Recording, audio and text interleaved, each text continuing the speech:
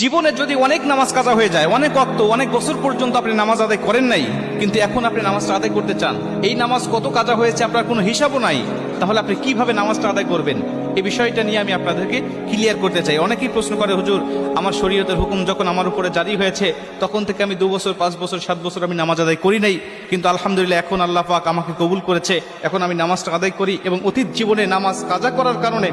আমার ভিতরে অনুশোচনা আসছে, হুজুর নামাজগুলো আমি আদায় করতে চাই, কেমনে করে নামাজ আদায় করব? শুধু তওবা করলেই হয়ে যাবে নাকি আমাকে সেই নামাজগুলোকে হিসাব করে করে আমাকে পড়তে হবে? অনেকেই বলে, হুজুর হিসাব করা তো সম্ভব নয়, তাহলে কিভাবে নামাজটা আদায় করব? কারণ অল্প যদি ওয়াক্ত নামাজ কাজা হয়, যেমন আজকে আপনি 2 ওয়াক্ত নামাজ কাজা করেছেন, আসর এবং মাগরিবের নামাজ আপনি আদায় করেন নাই, এশার নামাজের সময় আপনার স্মরণ হয়েছে বা আপনি অবসর হয়েছেন, ব্যস্ততা আপনার কমেছে, আপনি এখন কাজা নামাজটা আদায় করবেন, হিসাব করে আপনি এশার নামাজের আগে আসরের নামাজের 4 রাকাত আপনি কাজা নামাজ আদায় করলেন, মাগরিবের 3 রাকাত